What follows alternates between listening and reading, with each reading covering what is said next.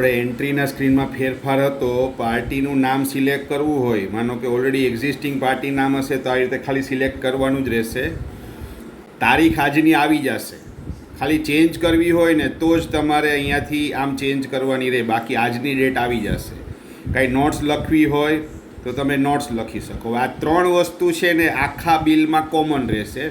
પછી અહીંયાથી જે વસ્તુ છે આઇટમ, માનો કે વીટી કરી તો વીટી વી લખ્યું એટલે ઓટોમેટિક સિલેક્શન આવી ગયું, બરાબર. એનું વજન લખ્યું 12 ગ્રામ, તો નેટ વેટ અહીંયા 12 ગ્રામ આવી ગયું. એમાં 2 ગ્રામ લેસ કર્યું એટલે નેટ વેટ 10 ગ્રામ આવી ગયું.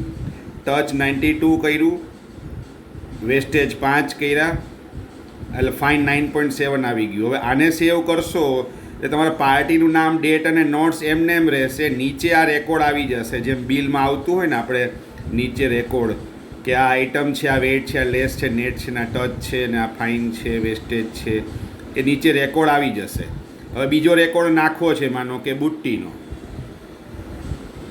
બુટ્ટી કરો, બરાબર છે, 22 ગ્રામ, 2 લેસ, 92, 5 વેસ્ટેજ.